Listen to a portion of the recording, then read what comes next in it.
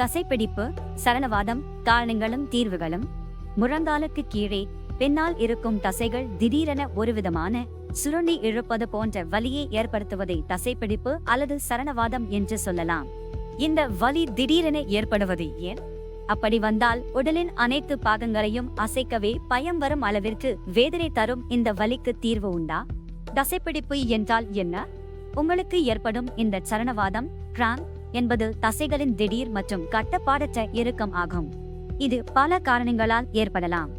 ஏன் இது ஏற்படுகிறது? நீர்ச்சத்து குறைபாடு, டீஹைட்ரேஷன், சோகஸ்மெலி, போதிய அளவில் தண்ணீர் குடிக்காமல் இருப்பது தசை இறுக்கத்தை ஏற்படுத்தலாம்.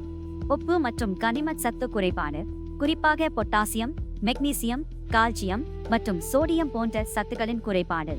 அதிக உடல் உழைப்பு, அதிக பயிற்சி செய்த பிறகு அல்லது கடுமையான உடல் செயல்பாடுகளுக்கு பிறகு தசைகள் தளராமல் இறுக்கம் அடைவது. இரத்த ஓட்ட பிரச்சினை, முழங்காலுக்கு கீழே போதுமான இரத்த ஓட்டம் செல்லாமல் இருந்தால் அது வலியாக மாறலாம். நரம்பியல் பிரச்சினைகள், சில நேரங்களில் நரம்பு சம்பந்தமான கோளாறுகள் காரணமாகவும் இது ஏற்படலாம். திடீரென கால்களை அசைத்தல், குறிப்பாக ஒரு நிலையில் அதிக நேரம் இருந்த பிறகு திடீரென நகர்த்தினால் இது ஏற்படலாம். உடல் நீர்ச்சத்து சமநிலையின்மை, உடலில் நீர்ச்சத்து அதிகமாகவோ அல்லது குறைவாகவோ இருப்பது தசைகளின் செயல்பாட்டில் மாறுதலை ஏற்படுத்தலாம். வலியை கட்டுப்படுத்தும் முறைகள். வலி ஏற்படும் போது செய்ய வேண்டியவை: பாதிக்கப்பட்ட பகுதியை மெதுவாக நீட்ட ஸ்ட்ரெச் முயலுங்கள்.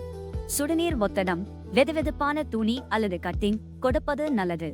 மெதுவாக அந்த பகுதியை மசாஜ் செய்யலாம். குளிர்ந்த துணி வைத்தும் தசை இறுக்கத்தை தளர்த்தலாம்.